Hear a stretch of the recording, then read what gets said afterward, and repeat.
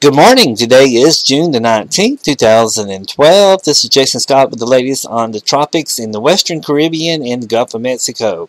Satellite imagery, this in-surface analysis shows clearly this morning a gradual lowering in barometric pressures over the Western Caribbean and parts of the Gulf of Mexico.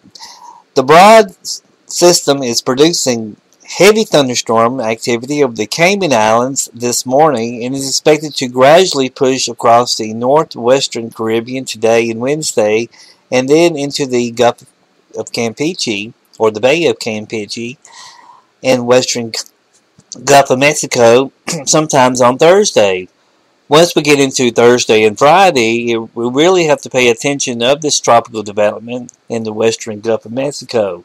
As I've been saying for almost a week now, that I forecast a low would form in the southern Gulf of Campeche, move northward, sometimes on the 20th, and push northward, and then back into Texas, southern Texas, and northern Mexico, sometimes toward the end of the month.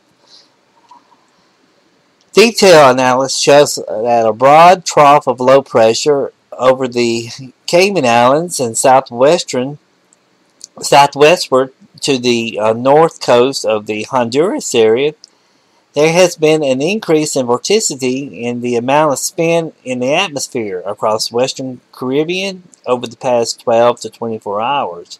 Both the lower levels and also the mid-levels of the atmosphere. Wind shear analysis shows that 15 to 20 knot of shear over the deepest convection near the Cayman Islands, and 40 shear being reported with the trough of low pressure across the northwestern Caribbean. A majority of the deep convection is being produced by an outflow from the trough of low pressure in the northwestern Caribbean.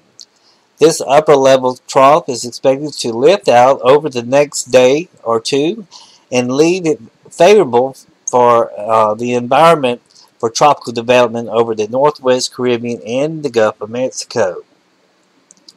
Now, the reliable forecast guided members such as the GFS and the European models are forecasting that a tropical development will probably wait until later Thursday, especially on Friday, just northwest of the Yucatan Peninsula.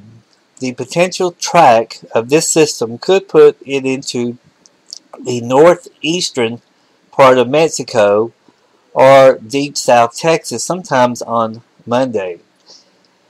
It needs to be pointed out that the heavy rainfall threat flooding will begin to affect parts of South Florida today and continue right into the weekend. Total amounts of rain in the area will be 3 to 6 inches, with locally heavier amounts up to 10 inches expected over the next several days.